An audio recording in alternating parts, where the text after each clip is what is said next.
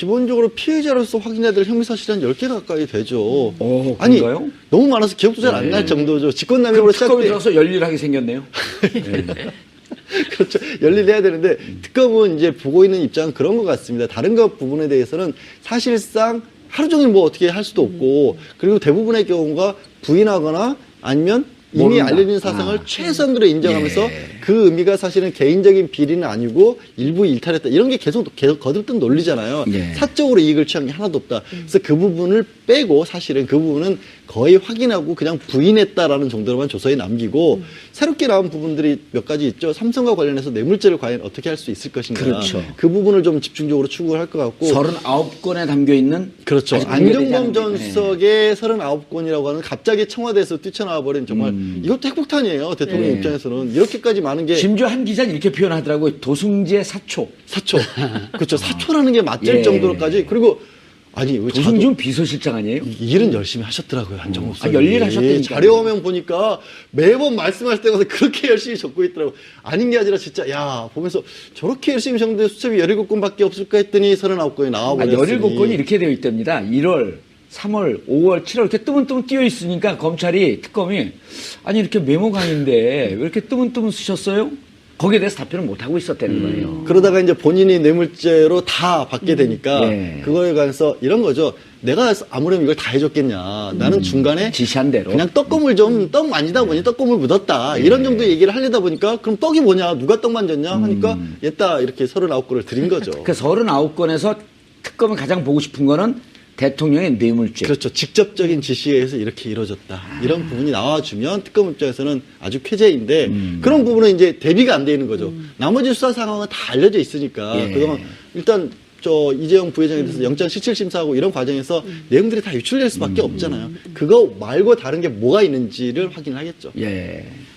차 기자, 차 교수님, 차 기자님 그럴 뻔했네 또. 차 교수님, 이른바 이제 그 일거양득, 전문용어로 일타쌍피. 사자성어로 일석이조. 일석이조.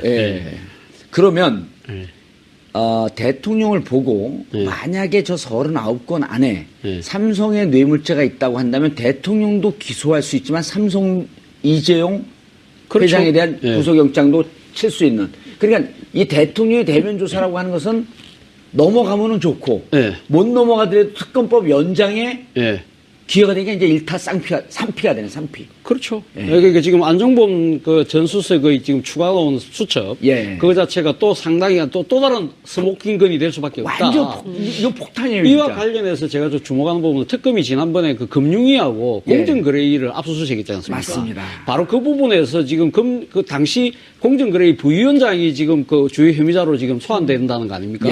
지금 그때 당시에 이제 삼성물산과 에버랜드가 합병은 했지만 그 뒤에 지금 다른 삼성 계열사가 갖고 있는 자사주 100만 주를 이 처리한 부분에 있어서 상당히 특혜를 봐줬다는 거죠. 그것이 순환출자. 순환출자 해소하는 부분에 있어서 그러한 부분들이 일종의 그러면 삼성이 지금 합병하는 과정에서는 박근혜 대통령이 뭐 이렇게 지시를 한 부분에서 삼성은 아니라고 이야기를 하지만 이후에 진행되는 순환출자를 해소하는 부분에 있어서 거기에서 대통령이 뭔가를 지시를 하고 공정거래가 뭔가를 도와줬다고 한다면 그건 충분히 부정청탁에 의한 대가성이 승립된다는 것이 지금 특검의 논리인데 그 수사 자체가 제가 생각했을 때는 아마 안종범 전 수석의 추가로 온 수첩에서 좀 근거를 하지 않았을까. 그건 뭐 제가 뭐 확인은 안 해봤습니다만은 충분히 합리적으로 추측할 수 있는 대목이 아닐까. 그러니까 이런 거 아니에요. 삼성전자하고 그 삼성물산과 제일모직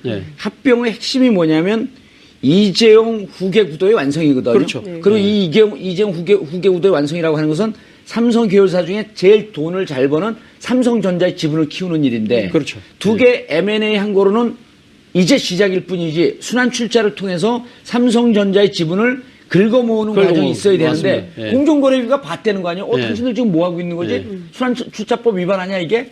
해갖고 조사를 들어가려고 하니까 청와대에서 들어가지 마라. 그렇죠. 들어간다고 공식적으로 발표를 해놓고 그 계획 자체를 지금 무산시켰다는 거 아닙니까?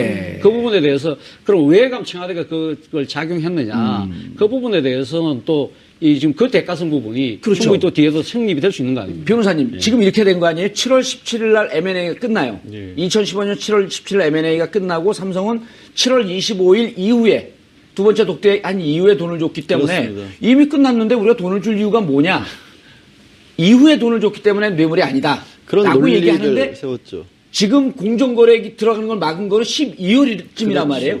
이건 뭐냐면 막기 전에 돈을 준 것이다. 그러고. 승계의 작업이 단 하나의 일로 끝날 리는 없잖아요. 그렇죠. 이재용 부회장이 삼성이라는 그룹을 이어봤는데 그래서 지금 잘 설명해 주신 바와 같은 작업들이 돈을 앞에서 충분히 그러니까 날 지원 사업도 그랬었고 다른 어떤 이재용 부회장의 독대도 그랬었고 그런 것들이 다 이전에 있었고 계속되는 와중에 있었던 거다 중간에 그렇게 돼버리면요 마지막에 12월 대로 되잖아요. 그럼 중간에 앞서서 미리 합병했던 것들도 다 거슬러 올라갈 수 있는 겁니다. 그러네. 왜냐면 연관이 다 돼 과정이니까. 있으니까 큰 우리 포괄일제 뭐 이런 예. 얘기 하지 않습니까? 포괄적 다 뇌물죄. 포괄적 예. 그게 거기서 성립이 될 수 있는 겁니다. 아, 왜 제가 기분이 좋죠? 저는 중립을 지켜야 되는데. 아, 지금 그리고 그 노트가 아주 특이해요. 네. 29개월이더라고요, 장장. 네. 그러니까 2년 5개월쯤 되는데 작년 11월까지 있다는 거 아니에요? 네. 그러니까 저는 사실 안종범 수석이 학자 출신이잖아요. 예. 저는 개인적으로 회고록을 준비하려고 했었던 것은 아닌가라는 생각도 해요. 아니, 근데 고재열 기자가 며칠 전에 네. 그 쓰다가 누가 그랬던 겁니다. 그 이제 저쪽 탄핵을 시키려고 이 네, 근거 네. 증거로 탄핵을 시키려고 당신 생각 아닙니까? 그랬더니 너무 바삐 적느라고 내 생각할 겨를이 없었습니다. 그럴 수 있죠. 그거 다 대통령 기록이라는 거거든요. 사실상 받아쓰기 한 거거든요. 기자들이 예. 취재할 때 누군가 이제 그 정치인들이 얘기하면 전부 앉아가지고 받아쓰고 노트북, 이제 요새는 다 노트북으로 예. 치지만 예전에는 다 받아 적었거든요. 대통령에 대해서도 안종범 수석이 충분히 그랬을 수 있는 것이죠. 근데 왜 그러면 대통령이 이렇게 누가 보더라도 아니 그 조사 받기로 했으면 조사 받고 끝내지 왜 이렇게 지지부진 끄느냐. 예. 국민들 입장에서는 그런 의문도 생길 것 같은데요. 핵심은 그러니까 전직 검사들이 그런 얘기 많이 하더라고요. 결과적으로는 박근혜 대통령이 신문 조서를 다 쓴 다음에 끝에 피의자 박근혜 그리고 서명을 해야 하든가 도장을 찍어야 되잖아요. 예. 이 과정을 밟고 싶어 하지 않는다는 거예요. 결국엔 죄에 대해서 인정하고 싶어 하지 않고 자신이 감옥 가는 문제에 대해서 별개의 사건으로 하고 싶기 때문에 계속 끊임없이 특검을 연기하고 있는 거다. 연기하고 있는 거다. 자, 근데 작년 11월까지 있으면 네. 지금 이제 검찰이 또 주목하고 있는 게 네. 작년 10월에 네. 그 작년 9월에 박상진 승마협회장이 독일로 날아갔다는 거 아니에요? 네. 그리고 10월에 이 문제가 7월서부터 불거지기 시작하니까 삼성에서 대놓고 도와주기가 힘이 드니 다른 방법을 찾아서 우회 지원 얘기가 나왔단 말이에요. 이 수첩에 그게 있으면 그리고 그때 작년 10월에 블라디미르라고 하는 네. 비타나 V에서 블라디미르 말을 갈아타거든요. 네. 25억짜리 말로. 근데 삼성은 우리가 사준 거 아니다. 네. 우리가 사줬다고 하는데 우리를 뇌물죄로 거래를 하면서 당당하게 있는데 여기 블라디미르 얘기가 없을까요? 글쎄 제가 지금 뭐 전 검사도 아니고 특검 예. 수사관도 아니기 때문에 제가 정확한 정보를 갖고 있지 않아서 말씀드리기는 말 어렵지만 갈아타는 건 재밌잖아요.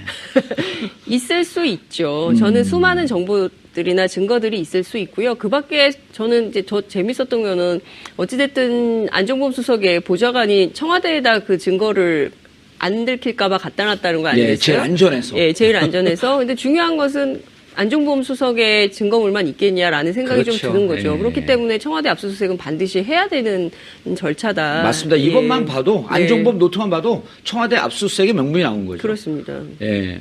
그 유명한 변호사 있어요. 최모 변호사라고. 네. 죽으려면 꾀를 내도 죽을 꾀만 낸다고. 최강욱 변호사가 그랬습니다. 아, 그래요. 그런 얘기 요새 많이 하시더라고요. 근데 예. 결국에는 이게 아무리 누가 그러더라고요.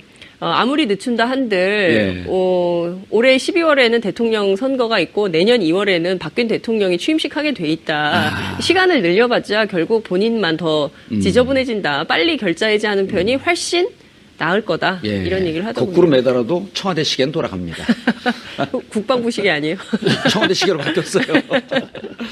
양 변호사님, 헌재 얘기를 좀 해봐야 되는데 헌재가 오늘 분위기가 무척 격앙됐어요. 헌재 그렇습니다. 재판관들이. 예. 자신들을 갖고 농락하는 듯한 이런 분위기에 오늘 같은 경우 구체적으로 이제 조성민 전 블루케이 사장이 지금으로 예. 오전에 나왔었는데요. 원래 이제 검찰 조서가 다 나와 있었기 때문에 이 예. 부분에 대해서 그냥 조서만 가지고 심리를 해도 되는데 예. 굳이 증인을 신청을 했는데 헌재에서 좀 받아주기도 했어요. 예. 그냥 헌법재판소 입장에서도 다른 게 아니라 블루케이라는 회사가 과연 최순실 씨가 개인적으로 지배하는 회사였느냐. 그것만 그리고 물으면 되는 거죠. 그거하고 블루케이와 그럼 저희 미래재단과는 연관관계 어떻게 했느냐. 더 스포츠K. K스포츠K와 결국에 이제 스포츠K에서는 공익재단이니까 어쨌든 명목은 돈을 못 빼고. 돈을 못 빼니까 블루케이를 이용해서 빼려고 했던 계획이다. 이런 부분을 조성민 사장이 전 사장이 다 증언을 했어요. 그런데 이 뭐 대통령 대리인단에서 아니 실제로 받아간 돈도 없는데 어떻게 이게 사익을 추구한 거냐. 그때 조성민 사장이 심지어 이렇게 얘기했죠. 사업 2달 해가지고 사업 해봤냐. 2달 해가지고 무슨 사업을 했느냐. 그러니까 아직은 못 빼냈던 건데 최순실 씨 억울할 것 같아요. 아직은 못 빼는데 이대로 굴려만 줬으면 엄청나게 돈을 모을 수 있는 구조였다 얘기를 한 거예요. 근데 그 이후에도 그러면 그런 정도 질문에서 그쳐야 되는데 자꾸 이미 수사에 조서에 나와 있는 내용들을 계속 확인 작업을 하는 겁니다. 그래서 원래 30분 잡혀 있는 거를 1시간 넘게 끄니까 보다 못하면 헌재 재판관들이 대놓고 아니 왜 자꾸 쓸데없는 건 물어보느냐. 이정미 재판관이 그래요. 이정미 재판관도 그랬고 강일gen 재판관 주심도 그랬고 예. 심지어는 지금 물어본 거는 대통령한테 불리한 내용이다. 왜 그거를 당신이 물어보느냐. 이런 지적까지 한 겁니다. 그러니까 자꾸 지연 작전을 쓴다 이런 것에 대해서 대리인단들은 밖에 나와서 우리가 무슨 지연 작전 쓰느냐. 우리가 정정당당히 물어보는 건데 왜 그런 얘기를 해내느냐. 언론이 이것도 엮는다라고 했는데 아니요. 언론이 엮는 게 아니라 오늘 아침에는 딱 헌법재판소 재판관들이 지연 작전이나 말만 안 썼을 뿐이지 탁 지적을 하신 거예요. 얼마나 화가 나시겠어요, 사실. 예. 차 교수님. 예. 2명은 이미 돌아섰다. 예. 이 가짜 뉴스. 예. 마타도 루머. 예. 이게 막 판친단 말이에요. 그럼 그렇죠. 헌재 재판관들은 못 듣고 있을까요? 듣고 있을 거 듣고 아니에요? 있죠. 대한민국의 사법계, 예. 입법, 예. 사법계에서 예. 가장 존엄한 존재라고 스스로들 생각하고 있는데 마치 자신들이 뭔가 예. 이 법리적 논쟁, 헌법적 논쟁을 하지 않고 뭔가 타협하는 듯한 예. 이러한 정치적 행위를 하고 있다. 예. 이런 식으로 받아들여지잖아요. 그렇죠. 예. 그렇게 생각하시겠죠. 예. 근데 헌재에서 공식적으로 그 부분에 대해서 아직까지 뭐 입장이 놓은 거는 제가 아직까지 낭설이다라고 하는 것은 나왔어요. 낭설이라고 이제 이야기를 했죠. 그러니까 한 번도 그런 데 논의 자체가 없었다고 이야기를 하지만 그러나 많은 국민들이 거기에 귀가 솔깃한 이유는 결국은 이제 지금 헌법재판소의 재판관 구성 자체가 아주 좀 희한하게 지금 흘러갈 공산이 크다는 거죠. 예. 이정미 재판관이 만약에 퇴임하는 3월 13일 이전까지 만약에 지금 탄핵에 대한 그 결정이 내려지지 않는다고 한다면 결국은 지금 7명이 남아서 지금 탄핵 심판에 대한 결정을 내릴 수밖에 없다. 그렇다고 하면 두 사람만 예를 들면 박근혜 대통령 측에서 어떤 식으로든 뭐 해유를 하든 뭐 어떤 식으로 해서 그분들에게 정치적 영향력을 행사를 해서 기각시키도록 의견만 만들어내면 그리고 탄핵은 기각될 수밖에 그런 없다. 공수가 숨어 있을 예, 것 같다. 그런 부분들이 있고 또 하나 부분은 뭐냐면 지금 8명 남아 계신 지금 헌법재판관 중에서 2분이 지금 박근혜 대통령이 임명하신 2분이 또 계시거든요. 대통령이 지금 이 헌법재판관은 9명인데 대통령이 3명, 그 사법부가 3명, 그리고 입법부가 3명 아닙니까? 그 중에서 지금 대통령이 임명하는 부분, 행정부가 임명하는 대통령이 임명하는 부분에 지금 2분이 계시는데 이 2분이 결국 박근혜 대통령이 임명해 줬기 때문에 추천하고 임명을 한 거죠. 예. 추천하고 임명하기 때문에 인용을 못할 거다. 그렇죠. 못할 거다. 여러 가지 인간적인 관계, 의리 그리고 대통령이 이 추천했을 때 보면 그 대통령과의 정치적 성향이 좀 비슷한 거 아니냐. 그런 여러 가지 추측들 때문에 이제 그렇게 이야기들 하시는데 저는 뭐 이 지금 누가 추천하고 누가 임명을 한다 하더라도 아까 우리 앵커께서 말씀하신 대로 대한민국 사법부의 그래도 나름대로 최고 지존인데 이분들이 그렇게 쉽게 그렇게 사적 인연으로 흔들릴 뿐은 아니다. 는 기대를 국민의 한 사람으로서 기대를 갖고 있는데 자연 그 기대대로 꼭 이루어졌으면 하는 바람입니다만은. 예. 제가 봤을 변호사님, 때는요. 오늘 유난히 인상을 쓰세요? 주름 생겨요. 그러게요. 근데 그런 데는 약이 여러 가지가 요즘. 예, 보톡스. 그런 거 쓰면. 오늘 잠자고 싶은 프로포폴. 그러니까요. 그거 잘하는 데 있어요, 청와대. 대학을 좋은 데 나와야 돼, 청와대. 무슨 얘기를 들으려고 했죠?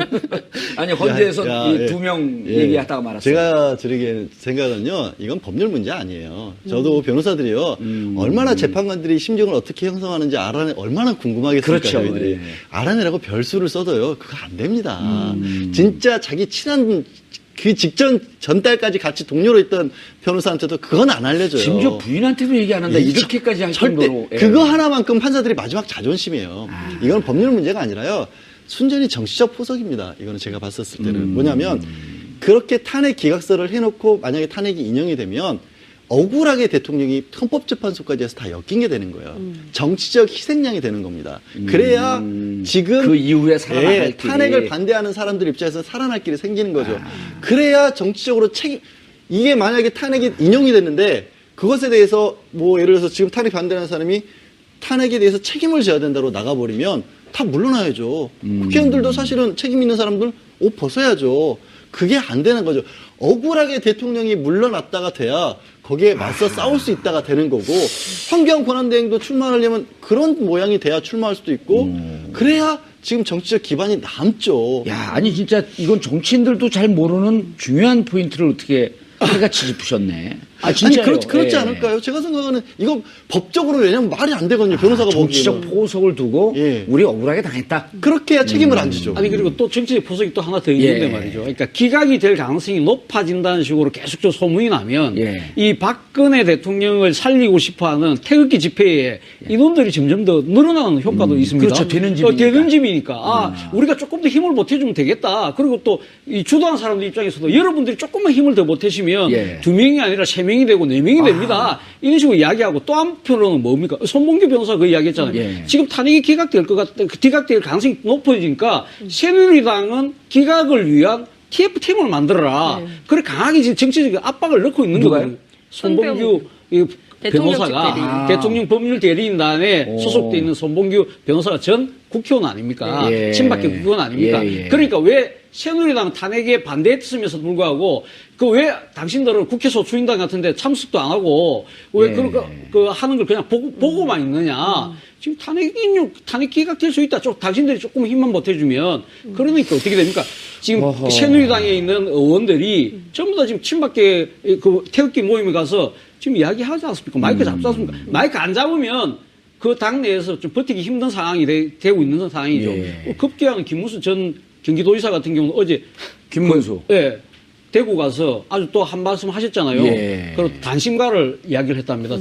정몽주 선생의 예. 이 몸이 뭐 죽어주고 고쳐주고 뭐 일백 고쳐주고 그러니까 박근혜 대통령은 단신가를 불렀는데 제가 봤을 때 단신가를 부를 게 아니라 하예가를 불렀어야 돼요. 이방원이 이런 데로 딸이 저런 데로 딸이 사실 그렇잖아요. 그 김문수 전 지사가 사실 새누리당에 아, 박근혜 김문수 대통령- 지사는 계보가 있어요. 언박. 언제부터 친박이었어? 그러나 원래는 언박, 엔티박이 아니었죠. 예. 그래서 그때는 뭡니까? 독재자의 딸이라 이야기하고 2012년 대선에 같이 후보 경선할 때는 맞아요. 뭐예요? 최태민 동영상 제일 먼저 틀고 아주 세게 붙었거든요. 예. 그때는 그렇게 하시다가 그러니까 이제는 다시 또 단신가를 부른다? 이거는 단신가를 부를 게 아니고 결국 이런 데로 딸이 저런 데로 딸이 하예가를 불러야 됩니다. 그러니까 지금 제일 중요한 포인트를 짚어주신 것 같은데요. 그러니까 예. 이게 TK를 기반한 보수의 복원을 위한 포석 작전이다. 이렇게 기자들도 많이 해석을 하고 있거든요. 예. 그러니까 중요한 것은 이른바 태극기로 상징되는 그 탄핵 반대 집회에 더 많은 역량이 모이고 있거든요. 실제로 그렇죠. 예. 지난 토요일 저희가 집계한 바로는 그 박사모 버스가 59번까지 확인이 좀 됐어요. 기자들이 취재를 그럼 해보면. 60대 하면 일단 한 4, 6, 24, 2,400명은 그렇죠. 동원이 기본이 되는 있는 건데. 것이죠. 그러니까 예. 그 실제로 많은 뭐 돈을 받고 나오는 분들도 계시겠지만 있다는 의혹도 있고요. 그리고 반대로 정말 박근혜 대통령 혹은 보수가 걱정이 돼서 지키려고 나오는 나오는 분들이 분들도 계세요. 굉장히 많은 거예요. 예, 정말 진심으로. 그래서 어찌됐든 이게 지금 이 상황은 박근혜 대통령이 탄핵당한 상황이지만 보수 전체가 탄핵당한 것은 아니기 때문에 이번 대선은 어렵다 치더라도 다음 내년에 있을 지방선거 그리고 그다음 있을 총선까지 보고 보수의 복원 작업을 해야 된다. 새로운 보수를 만들지 않으면 여기서 무너질 수 있다. 이것을 위한 장치들을 지금부터 선동하고 하는 것이죠. 그렇죠. 네. 근데 이제 손범규 변호사가 네. 그 부천인가 어디 지역 아니에요? 일산. 일산인가요? 일산. 고향. 아, 고향. 그리고 심상정 의원. 예, 심상정 의원한테 예. 아주 간발로 이기고 지고 했었는데 예. 38기인가 그렇죠, 연수원? 첫 준비기일 때 권성동 의원은 강원의 삼선의 법사위원장이고 18대인가 19대 때 같이 국회의원 했단 말이에요. 18대 국회의원 예. 하셨죠. 예. 아니 18대 때는 심상정이 지고 19대 때인가 했을 거예요, 아마. 뭐 어쨌든 한번 이기고 지는데 17대 때 하고 그 자리에서 딱 권성동 위원장이 만나자마자 악수를 하면서 그 손범규 대리인한테 살다 보니까 이런 데서 만나네. 그럴 때 기자들이 보는 표정은 손범규 대리인은 권성동 위원장을 쳐다보지도 못하더라. 그런데 언제 자유한국당의 당대표가 돼갖고 이래라 저래라 합니까? TFT를 꾸려라는 건 당대표가 하는 거거든요. 그렇죠. 네. 예. 네. 그만큼 자신감이 생긴 모양입니다. 예. 사실 어떻게 보면. 근데 지금 전체적인 어떤 추이를 보면 이게 반전의 모멘텀은 일어나지 않고 있어요. 그렇지 않습니까? 여론조사 그렇죠. 계속해도 헌재분들을 보면. 헌재 그리고 헌재에서 특히 이번 주에 많이 얘기 나왔던 게 예. 증인 신청을 8명을 받아줬다는 이유로 헌재가 흔들린다는 것도 그 맞습니다. 흔들림의 어떤 뒷받침하는 가설로 내세우고 있거든요. 근데 저쪽의 반론을 완전히 봉쇄해버린 거 아니에요? 봉쇄하는, 그러니까 예. 8명이라는 게 봉쇄하는 반론이고 실제로 받아들여지기도 받아들여졌지만 내용을 보면 비록 날짜는 2월 예. 말에 안 끝내게끔 길어졌지만 그 신청한 받아들인 증인의 면면을 보게 되면 내용이 뒤바뀔 가능성이 많아 보이는 증인들은 아니에요. 아하. 결정적으로 예. 이 박근혜 대통령 대리인단에서 기업 총수들을 증인으로 신청을 했는데 안 받아줘 버렸습니다. 뭐냐면 기업 총수들은 검찰 조사에 나와서 자발적으로 낸 건 아니라고 분명히 했어요. 강요라고 분명히 얘기했죠. 강요라고 분명히 예. 얘기했어요. 그 강요가 뇌물이냐 직권남용이라 해서 법리 다툼이 있을지 모르지만 대통령이 주장한 것처럼 선으로 자발적으로 한 건 아니라는 것은 검찰 수사 결과 명확해 있는데 그 사람들을 아무도 증인으로 채택을 안 해버린 겁니다. 예. 네. 그 얘기는 뭐겠어요? 이 부분은 일단 인정하고 들어가겠다는 거예요, 사실상. 그리고 마지막에 22일 날 최순실 안종범 왜 한 번 불러서 증인으로 신청 채택했는데 또 불렀냐? 아니죠. 그 사이에 또 새로운 남이 얼마나 많이 나왔어요. 그렇죠. 그런데다가 또 이 모든 이 게이트의 시작이 최순실과 안종범으로부터 시작됐기 때문에 거기서 끝을 내겠다. 끝을 내겠다는 거거든요. 그리고 말씀하신 것처럼 아까 39건 또 새로 나왔잖아요. 예. 그 사이에 특검 보고서 올라올 거 아니에요, 수사 보고서. 그거 확인해야 될 거 아닙니까? 그래서 오히려 저는 증인들의 면면을 보면 이게 다소 날짜가 길어진 건 맞고 예. 안 하던 증인신문 갑자기 화요일, 목요일 하다 월수로 바꾸고 이런 것은 절차상 어쩔 수 없이 잡긴 잡았지만 확신을 갖고 싶어 하시는 것 뿐이에요. 자, 그러면요. 22일이 2월 마지막 수요일이고요. 네. 날짜로 보면은 그때 22일 날 이러저러한 수를 쓰면서 한 번 더 연장할 수 있거든요. 그러면 그렇죠. 한 일주일 더 기일을 잡아줄 거 아니에요. 그러면 3월 3일까지가 3월 3일이 금요일이니까 요 기나 아니면 늦어도 3월 3일이나 3월 7일까지 잡으면 그러고 나서 바로 결심 들어가지 않나요? 아무리 늦어도 그렇게 하고 그 주에 바로 3월 9일 정도에 결심을 하고. 변론 종결하고 예. 그다음에 이정미 재판관이 평일 시작을 회의를 할 수가 있는 예. 거죠. 자기 의견을 개진을 해서 그러니까 투표하는데 참여할 수 있다는 겁니다. 그렇죠. 그렇게 예. 하고 나서는 13일 퇴임하셔도 8명 체제가 그대로 유지가 되는 겁니다. 그리고 이미, 아무리 이미 늦어도 판결문도 지금 다 써놨다는 거 아니에요? 다 쓰지는 않았고요. 예. 왜냐하면 연구원들이 50명이 거기 붙어갖고 기초 작업을 하고 있고요. 예. 그러면 자꾸 이제 박근혜 대통령 출석이 또 지연 카드가 될 것이다 예. 이런 얘기도 하는데요. 당사자는 형사재판은 아니지만 당사자는 거기에 어떤 객관적 사실을 진술하기 위해서 나오는 게 아니에요. 그런 위치가 될 수가 없죠. 자기 얘기니까. 그렇죠. 그냥 최후 변론 기회를 주는 그렇죠. 것뿐이다. 예. 원래 의미 자체가. 본인은 일단 자기 죄를 부정하게 되어 있잖아요. 당연히 그래서 그거는 이게 결정문을 쓰는데 결정적 영향을 아예 없어요.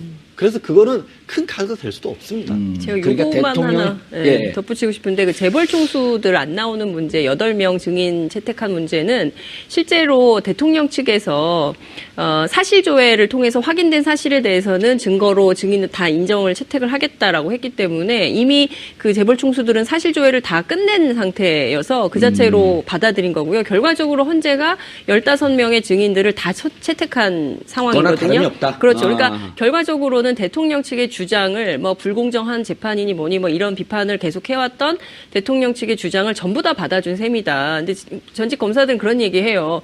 불구속 재판과 구속 재판에서 굉장히 큰 차이가 있는데 피고의 얘기를 적극적으로 들어주는 경우는 결국 구속하더라. 이런 얘기를 예, 하더라고요. 그게 재판적인 반전 아니에요. 예. 다 들어줘 봤더니 너 역시 죄를 졌네. 아, 예, 그 얘기를 기자님 굉장히 중요한 얘기를 예. 하셨어요. 원래 저희들이- 중요한 얘기 안 하면 저한테 절대 안 쳐요. 저희도요 가끔 수사 받으러 갈 때 예. 저희가 동석하는 경우도 있지만 동석 못 하고 나중에 얘기만 해주세요 무슨 얘기 나오는지. 근데 딱 제일 걱정할 때가 분위기 좋던데 검사님이 되게 잘해주셨어요. 주간에 커피도 주시고요. 아이고 큰일 났네. 예. 야, 엄청 야단 맞았어요. 그러면은 사람 괜찮다. 그럼 왜냐면 검사도 이게 구속시키거나 세게 치려면 이게 자기도 뭐가 있거든요. 그러니까 좀 잘해준다고요. 원래 밥 먹이고 때리는 법이거든요. 그래서 밥 먹고 때리면 토하는데. 그 이상한 논법이네. 아니 그래서 기자님이 정말 제가 잊어먹고 있어 중요한 걸 지적을 해주셨어요. 원래 세게 칠 때 잘해주는 법입니다. 근데 뭐 다들 이제 현재에서 이제 상당히 일정 자체가 이제 2월 말 늦어도 한 3월 초 정도에 이제 다 결정될 거라고 나름대로 좀 낙관과 기대를 갖고 지금 말씀들 하시는데 저는 봤을 때 아직까지 한 2가지 정도 변수는 남아있다. 가장 큰 변수는 결국 지금 헌법재판소장의 대행을 맡고 있는 이정미 대행의 이 나름대로의 그 굳은 의지, 뭐랄까요, 이 장악력, 결단 이런 것들이 필요하다는 거죠. 사실 이정미 지금 재판소장의 대행이 사실 나이도 제일 어리고 그리고 또 그 사법 기수도 제일 어리거든요. 제일 늦기 때문에 사실은 어떻게 보면 이정미 그러니까 재판소장의 대행이 나름대로 이 지금 변론기일을 잡고 이렇게 종결하고 이런 부분들을 맺고 끊고 하는 부분들을 과연 지금 다른 재판관들이 어떤 생각을 갖고 있는지 모르겠지만 자신이 중심을 잡아서 분명히 치고 나갈 필요가 있다. 그렇지 못하고 다른 뭐 재판관들, 선배들 뭐 눈치 보고 이러다 하다 보면 그 중에서 또 혹시 다른 생각 갖고 계신 분들이 있을 수 있거든요. 좀 더 들어보고 하자. 알겠습니다. 그런 분들이 또 하나의 변수는? 또 하나의 변수는 결국은 이 장애 변수인데요. 그러니까 아까 태극기 집회에 많은 사람들이 몰리고 있다는 거 아닙니까? 그렇다고 하면 이번 주말에 새로 다시 또 재개되는 촛불 민심에서 과연 이 지금 지난번에 확인됐던 민심이지만 다시 한 번 더 결기를 보여줄 필요가 있다. 지금 박근혜 대통령이 뭐랍니까? 태극기 집회가 지금 2배 이상 나온다고 그렇게 자신하시잖아요. 그래도 이 이런 부분들이 공중파 방송에 나와서 그 선동하는 발언은 좀 자제해 주시기를. 선동이 아니라 나오라는 거 아니에요? 지금 촛불 민심에. 태국지로 나가라는 거예요? 어디 촛불로 나가라는 거예요? 아니 국민들이 자기 소신껏 행동하라. 소신껏 행동하라. 태국지를 나가든 촛불로 나가든. 촛불 나가든. 알겠습니다. 무척 중립적이죠? 네.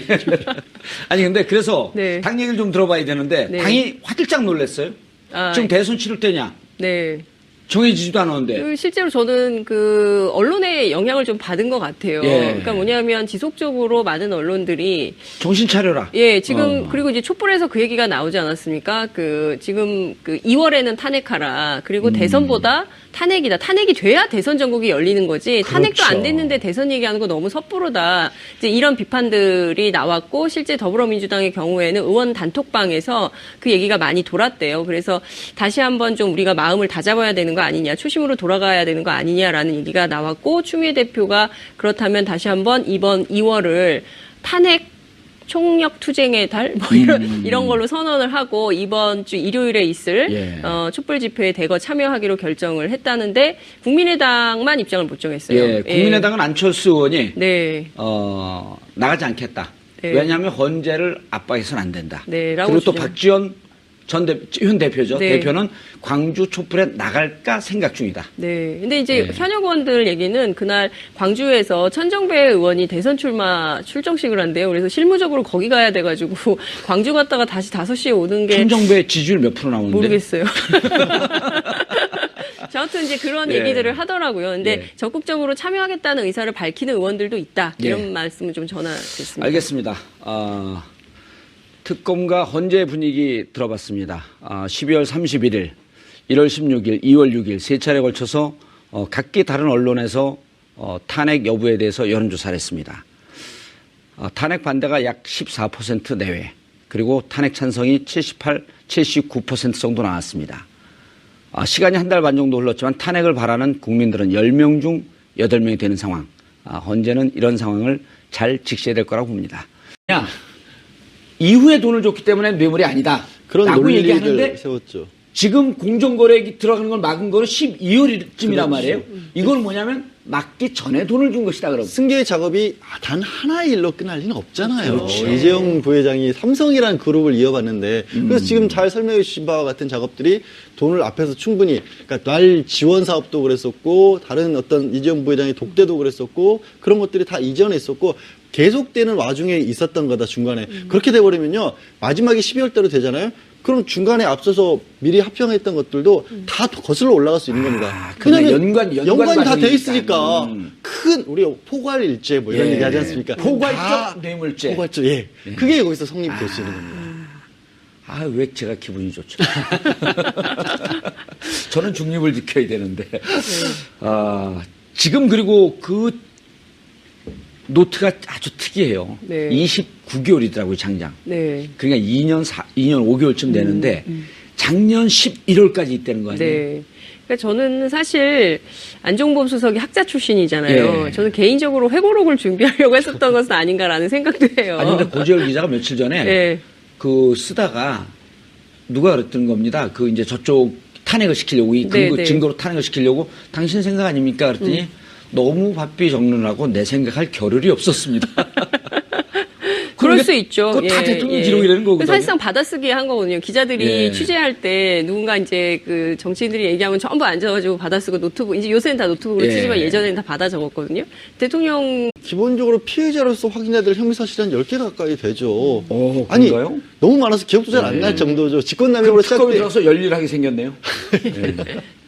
그렇죠. 열일해야 되는데 특검은 이제 보고 있는 입장은 그런 것 같습니다. 다른 것 부분에 대해서는 사실상 하루 종일 뭐 어떻게 할 수도 없고 그리고 대부분의 경우가 부인하거나 아니면 이미 모른다. 알려진 사상을 최소한으로 인정하면서 예. 그 의미가 사실은 개인적인 비리는 아니고 일부 일탈했다. 이런 게 계속 거듭된 논리잖아요. 예. 사적으로 이익을 취한 게 하나도 없다. 그래서 그 부분을 빼고 사실은 그 부분은 거의 확인하고 그냥 부인했다라는 정도로만 조서에 남기고 새롭게 나온 부분들이 몇 가지 있죠. 삼성과 관련해서 뇌물죄를 과연 어떻게 할 수 있을 것인가. 그렇죠. 그 부분을 좀 집중적으로 추구할 것 같고. 39건에 담겨 있는 그렇죠. 아직 공개되지 안종범 않은 전 게- 수석의 39건이라고 하는 갑자기 청와대에서 뛰쳐나와 버린 정말 이것도 핵폭탄이에요. 대통령 네. 입장에서는. 이렇게까지 많은 게 심지어 한 기자는 이렇게 표현하더라고요. 도승지의 사초. 사초.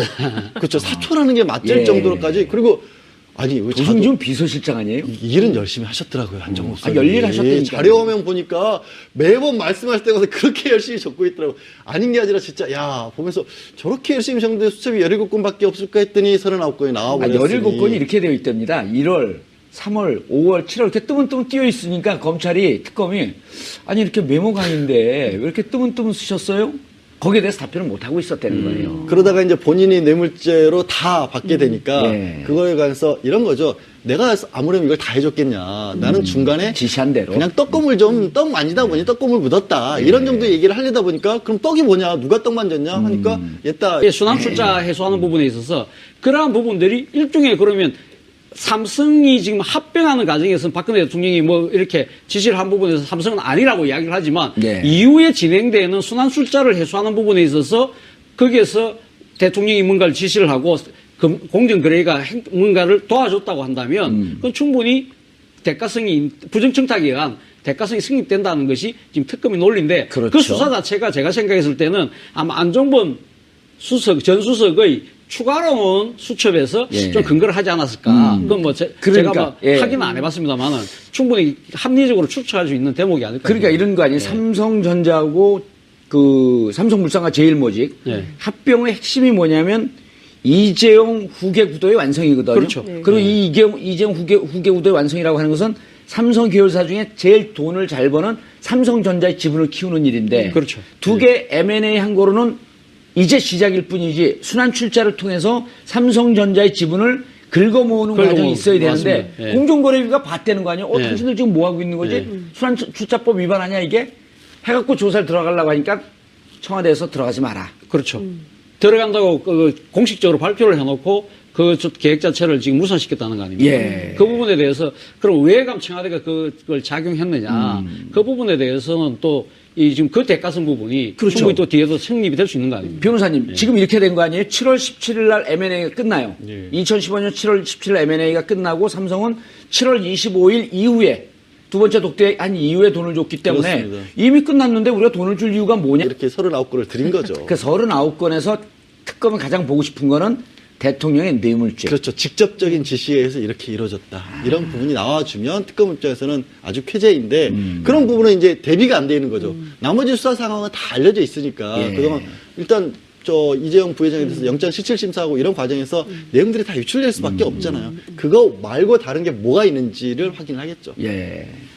차 기자, 네. 차 교수님, 차 네. 기자님 그럴 뻔했네 네. 또. 차 교수님, 네. 이른바 이제 그 일거양득, 네. 전문용어로 일타쌍피. 예, 일단 예? 예. 사자성어로 일석이조. 일석이조. 예, 예. 예. 그러면 예.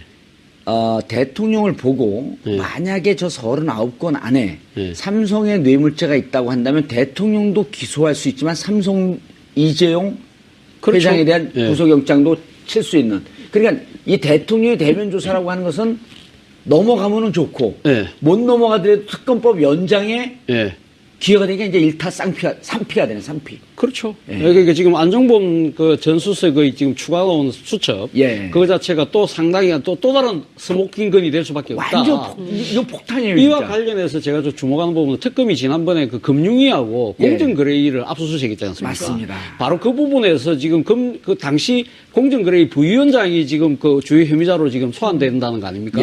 지금 그때 당시에 이제 삼성물산과 에버랜드가 합병은 했지만 그 뒤에 지금 다른 삼성 계열사가 갖고 있는 자사주 100만 주를 이 처리한 부분에 있어서 상당히 특혜를 봐줬다는 거죠. 순환 출자. 에 대해서도 안종범 수석이 충분히 그랬을 수 있는 것이죠. 근데 왜 그러면 대통령이 이렇게 누가 보더라도 아니 그 조사 받기로 했으면 조사 받고 끝내지 왜 이렇게 지지부진 끄느냐. 국민들 입장에서는 그런 의문도 생길 것 같은데요. 핵심은 그러니까 전직 검사들이 그런 얘기 많이 하더라고요. 결과적으로는 박근혜 대통령이 신문 조서를 다 쓴 다음에 끝에 피의자 박근혜 그리고 서명을 해야 하든가 도장을 찍어야 되잖아요. 이 과정을 밟고 싶어 하지 않는다는 거예요. 결국엔 죄에 대해서 인정하고 싶어 하지 않고 자신이 감옥 가는 문제에 대해서 별개의 사건으로 하고 싶기 때문에 계속 끊임없이 특검을 연기하고 있는 거다. 연기하고 있는 거다. 자, 근데 작년 11월까지 있으면 지금 이제 검찰이 또 주목하고 있는 게 작년 10월에 그 작년 9월에 박상진 승마협회장이 독일로 날아갔다는 거 아니에요? 그리고 10월에 이 문제가 7월서부터 불거지기 시작하니까 삼성에서 대놓고 도와주기가 힘이 드니 다른 방법을 찾아서 우회 지원 얘기가 나왔단 말이에요. 이 수첩에 그게 있으면 그리고 그때 작년 10월에 블라디미르라고 하는 비타나 V에서 블라디미르 말을 갈아타거든요. 25억짜리 말로. 근데 삼성은 우리가 사준 거 아니다. 우리가 사줬다고 한다면 우리를 뇌물죄로 걸어라 하면서 당당하게 있는데 여기 블라디미르 얘기가 없을까요? 글쎄 제가 지금 뭐 전 검사도 아니고 특검 수사관도 아니기 때문에 제가 정확한 정보를 갖고 있지 않아서 말씀드리기는 어렵지만 말 갈아타는 건 재밌잖아요. 있을 수 있죠. 저는 수많은 정보들이나 증거들이 있을 수 있고요. 그 밖에 저는 이제 더 재밌었던 거는 어찌됐든 안종범 수석의 보좌관이 청와대에다 그 증거를 안 들킬까봐 갖다 놨다는 거 아니겠어요?